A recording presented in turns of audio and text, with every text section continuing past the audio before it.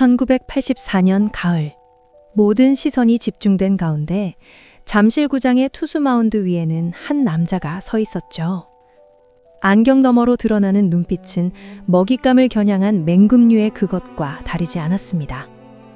그의 어깨는 비명을 지르고 있었고 손가락 끝은 감각이 사라진 지 오래입니다. 하지만 그는 멈추지 않았죠. 내가 마운드 위에서 죽더라도 여기서 내려갈 수는 없지 않겠나. 한국 시리즈 7차전 중 5경기에 등판해 홀로 4승을 따낸 기적. 이 비현실적인 숫자 뒤에는 본드로 뚫어진 살점을 붙여가며 던진 최동원의 처절한 투혼이 있었습니다. 사람들은 그를 무쇠팔이라 불렀지만 그 강철 같은 팔 아래에는 누구보다 뜨거운 심장이 뛰고 있었습니다. 대한민국 야구 역사의 가장 높은 곳에 이름 3글자를 새긴 고독한 승부사. 우리가 잊지 못할 이름 최동원의 이야기가 시작됩니다. 1970년대 부산 구덕야구장은 언제나 뜨거운 열기로 가득했습니다. 그 시절 부산 소년들에게 야구는 종교였고 마운드는 성수였지요. 그 중심에 경남고등학교의 깡마른 투수 한 명이 서 있었습니다. 태가 굵은 검은 안경을 치켜 쓰고 역동적인 와인드업을 선보이는 소년. 최동원의 등장은 한국 야구 판도를 뒤흔든 일대 사건이었습니다. 그의 투구 폼은 마치 활시위를 끝까지 당겼다 놓는 것처럼 파격적이었습니다.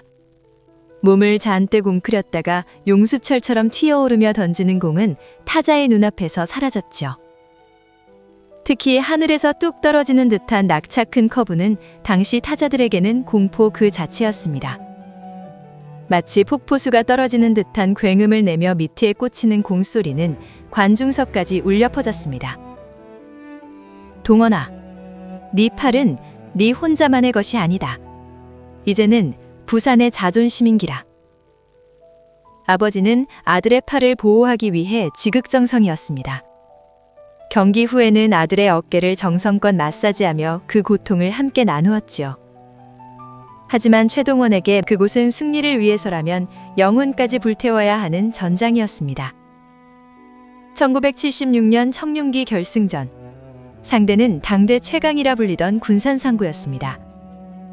최동원은 이 대회에서 무려 4경기 연속 완투라는 말도 안 되는 강행군을 이어갔습니다.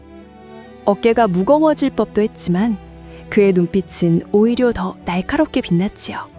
마지막 타자를 삼진으로 돌려 세우는 순간 구장에는 땅을 흔드는 함성이 터져나왔습니다. 역시 최동원이야. 땀방울이 안경알을 타고 뚝뚝 떨어지는 와중에도 그는 옅은 미소를 지었습니다. 고교 시절에만 노히트 노런을 2번이나 기록하고 한 경기 20탈삼진이라는 전무후무한 기록을 썼던 괴물. 하지만 천재라는 수식어 뒤에는 피나는 노력이 숨어 있었습니다.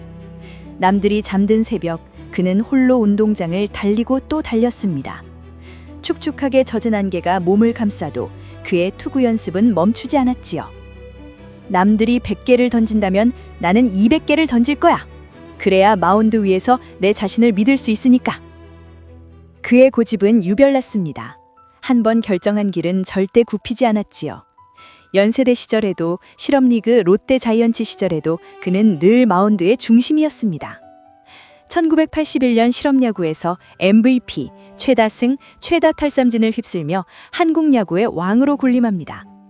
세계 야구 선수권 대회에서 보여준 그의 호투는 바다 건너 메이저리그의 시선까지 사로잡았습니다. 토론토 블루제이스가 그에게 계약서를 내밀었습니다. 당시로서는 파격적인 조건이었지요. 하지만 시대의 상황은 그의 발목을 잡았습니다. 병역 문제와 국가적인 기대감이라는 무거운 짐이 그의 어깨를 짓눌렀습니다. 미국에 가서 내 실력을 확인해보고 싶기도 하다. 하지만 한국 야구의 시작을 내 손으로 열고 싶은 마음이 더 크다는 것이지. 결국 그는 메이저리그의 화려한 조명을 뒤로 했지요. 1982년은 한국 프로야구가 태동하던 때였는데요. 사람들은 모두 한 남자의 입단을 손꼽아 기다렸습니다. 부산의 자존심이자 대한민국 야구의 상징, 최동원이 마침내 프로의 마운드로 걸어 들어오는 순간이었습니다. 그것은 보통의 투수 등장과는 차원이 다른 분위기였으며 한 시대를 풍미할 거대한 폭풍의 전조이기도 했습니다. 1983년 부산 구덕운동장은 거대한 가마솥처럼 끓어올랐습니다. 등번호 11번이 적힌 푸른 유니폼을 입은 사나이 최동원이 마침내 고향 팬들 앞에 섰습니다. 하지만 프로의 세계는 아마추어 시절의 명성만으로는 부족했지요. 어깨에 쌓인 피로와 주변에 지나친 기대감은 독이 되어 돌아왔습니다. 데뷔 시즌 성적은 9승 16패. 천하의 최동원이 패전 투수가 되어 고개를 숙이는 모습은 낯설었습니다. 팬들은 야유를 보냈고 언론은 그의 시대가 저물었다고 비아냥거렸지요. 하지만 최동원은 비겁하게 변명하지 않았습니다. 그저 묵묵히 글러브를 고쳐주고 불펜으로 향했습니다. 야구는 입으로 하는 게 아니다. 공으로 보여주는 거다. 그는 도끼를 품고 매일 밤 어둠이 깔린 경기장에서 홀로 섀도우 피칭을 이어갔습니다. 공기를 가르는 팔스윙 소리가 날카로운 칼날처럼 허공을 갈랐지요. 손가락 끝에 굳은 살이 쳐져 피가 배어나와도 그는 멈추지 않았습니다. 오히려 그 상처가 굳어 더 단단해지기를 기다렸습니다. 드디어 1984년의 봄이 찾아왔습니다. 최동원의 공은 완전히 달라져 있었습니다. 직구는 타자의 가슴팍을 뚫을 듯이 솟구쳤고 커브는 마치 벼랑 끝에서 떨어지는 돌멩이처럼 요동칩니다. 그는 지칠 줄 모르는 에너자이저 그 자체였습니다. 선발로 나가 완투를 하고도 팀이 위기에 처하면 다음날 구원투수로 마운드에 올랐습니다. 동원아, 오늘은 좀 쉬어라. 팔이라도 나가는 날엔 어쩌려고 그러냐. 강병철 감독의 걱정 섞인 만류에도 그는 단호했습니다. 감독님, 제가 던져야 이깁니다. 팀이 필요로 하는데 어떻게 앉아 있습니까? 그의 고집은 팀 동료들에게는 든든한 버팀목이 되었고 상대팀에게는 거대한 벽이 되었습니다. 1984년 정규 시즌 내내 그는 마운드를 지배했습니다. 27승 13패, 6세이브, 탈삼진 223개. 기계도 해내기 힘든 살인적인 스케줄을 견뎌내며 그는 롯데자이언츠를 한국 시리즈로 이끌었습니다. 하지만 그것은 전설의 시작일 뿐이었습니다. 한국 시리즈 상대는 당대 최강의 전력을 자랑하던 삼성 라이온즈였습니다. 전문가들은 입을 모아 삼성의 낙승을 예견했습니다. 삼성은 최동원 하나만 무너뜨리면 우승은 식은 죽 먹기라고 생각했지요. 하지만 그들은 최동원의 무쇠팔보다 무서운 강철 정신을 간과했습니다. 시리즈 1차전, 최동원은 완봉승으로 기선을 제압했고요. 3차전에서도 그는 완투승을 따내며 삼성의 타선을 잠재웠지요. 하지만 인간의 몸은 한계가 오기 마련이었죠. 5차전에서 패배를 기록하며 그의 어깨는 한계점에 도달했습니다. 손가락은 이미 갈라져 감각이 무뎌졌고 팔꿈치에는 날카로운 통증이 파고들었습니다. 동원아, 이제 한 경기 남았다. 할 수 있겠나? 강 감독의 물음에 그는 안경을 치켰으며 답했습니다. 예, 한번 해보겠습니다. 말은 짧았지만 그 안에는 수천 마디의 각오가 담겨 있었습니다. 6차전 9원 등판으로 또다시 승리를 챙긴 최동원. 이제 대망의 7차전만이 남았습니다. 열흘 동안 무려 5경기에 등판한다는 것. 그것은 야구 상식으로는 도저히 불가능한 일이었습니다. 잠실구장의 밤은 깊어갔고 운명의 7차전이 시작되었습니다. 그는 이미 투수가 아니었습니다. 그는 자신의 생명을 깎아 공을 던지는 수도자라고 해야 했을까요? 어깨가 빠질 것 같은 고통 속에서도 시속 150km에 육박하는 강속구를 꽂아 넣었습니다. 타자들은 당혹감을 감추지 못했습니다. 뭐지? 도대체 저 인간의 한계는 어디까지야? 공 끝에 서린 기운이 타석까지 전달되어 방망이를 내밀 엄두조차 나지 않았죠. 관중석의 부산 팬들은 눈물을 흘리며 그의 이름을 연호했습니다. 최동원 화이팅! 화이팅 최동원! 힘내라! 그 소리는 잠실벌을 가로질러 부산 앞바다까지 울려 퍼지는 듯 했습니다. 승부의 정점, 마지막 순간이 다가오고 있었습니다. 그의 팔끝에 한국 프로야구 역사상 가장 위대한 드라마가 쓰이고 있었죠. 1984년 9월 9일 잠실구장.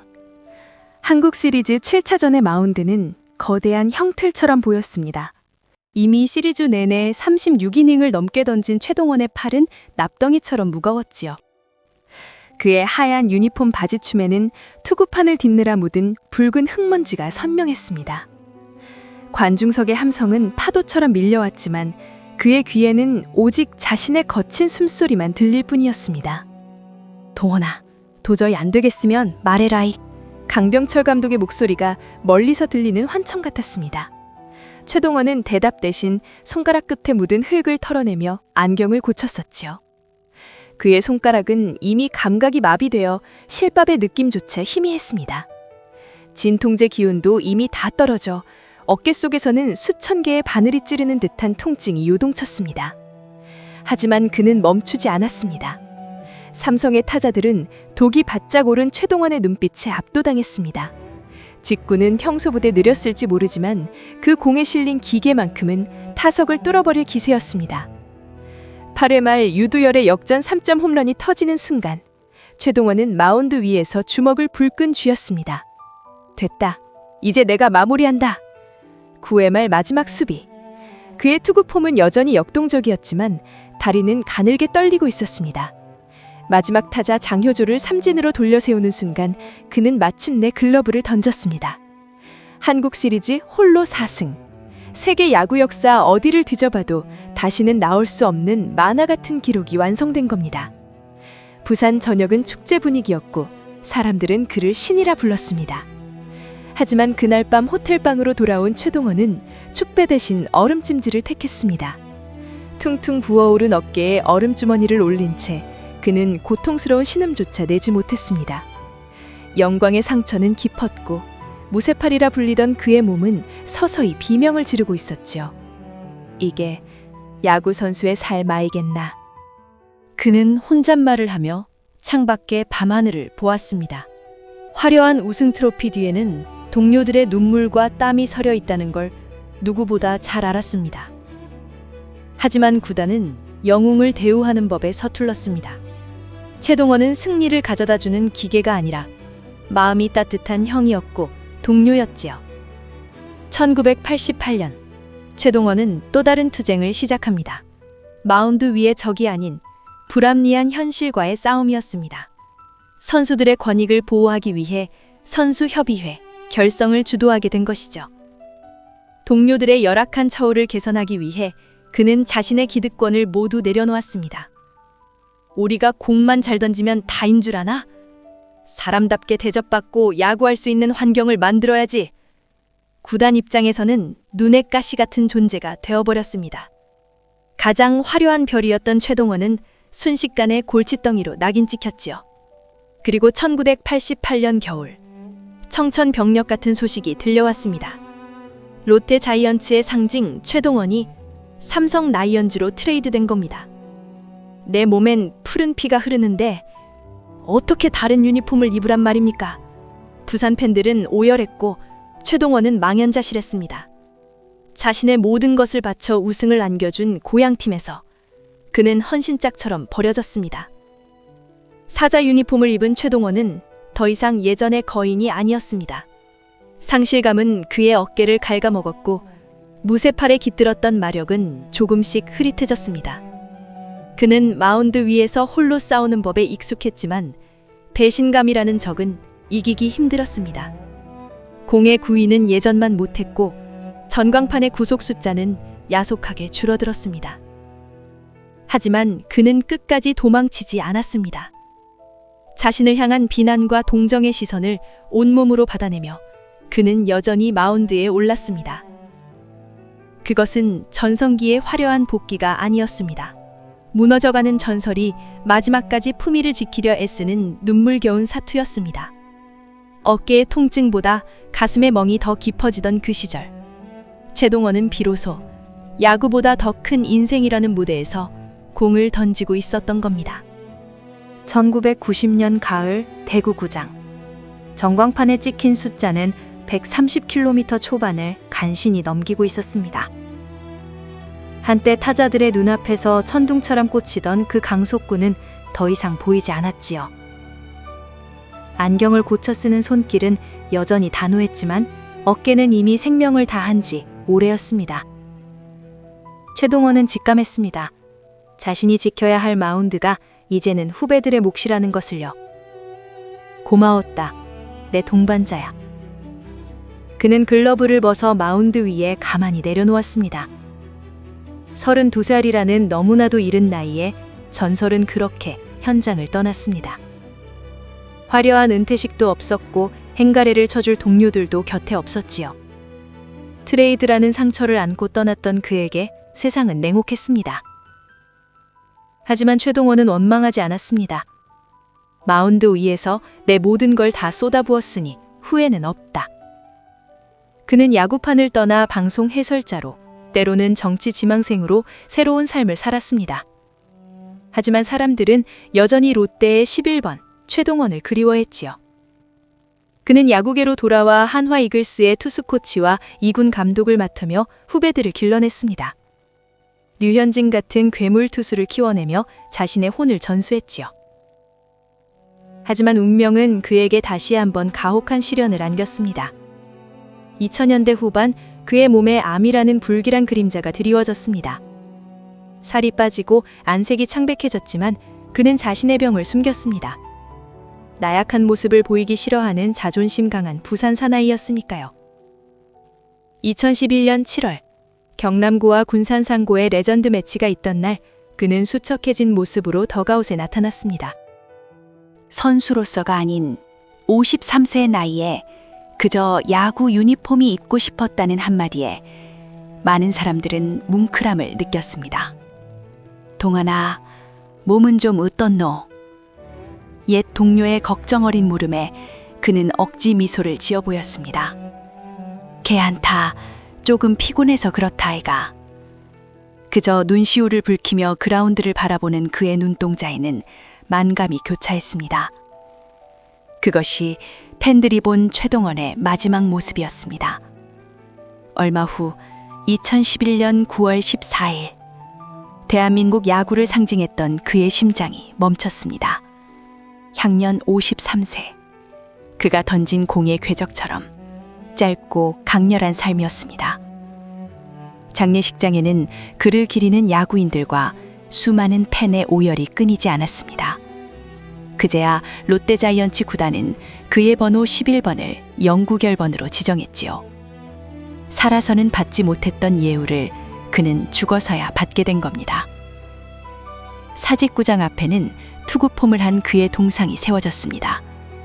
오른발을 높게 들고 몸을 한껏 웅크린 채 금방이라도 공을 뿌릴 듯한 그 역동적인 자태. 사람들은 그 동상 앞에 꽃을 바치고 소주 한 잔을 올리며 말합니다. 무쇠팔 최동원. 당신이 있어 우리는 행복했습니다. 그는 단순히 공만 잘 던지는 투수가 아니었습니다.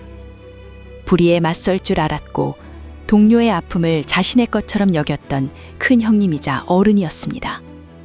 승리를 위해서라면 팔이 빠지는 고통도 기꺼이 감내했던 책임감의 상징이었지요. 그의 삶은 한국 야구 그 자체였고 그가 던진 공 하나하나에는 시대의 아픔과 기쁨이 서려 있었습니다. 밤하늘 가장 밝게 빛나는 별 하나가 마치 안경을 쓴 거인의 눈동자처럼 반짝입니다. 그는 아마 그곳에서도 마운드를 지키고 있을 겁니다. 어깨 통증도 없고 트레이드의 아픔도 없는 그 영원의 경기장에서요. 우리의 가슴 속에 영원히 지워지지 않을 이름. 마운드 위의 고독한 영웅 최동원. 당신이 던진 마지막 공은 아직도 우리 가슴 한가운데를 지나고 있습니다. 부디 그곳에서는 편히 쉬시길 바랍니다. 한 땀 한 땀 수놓는 역사의 기록. 그 마지막 매듭은 여러분의 구독과 좋아요입니다.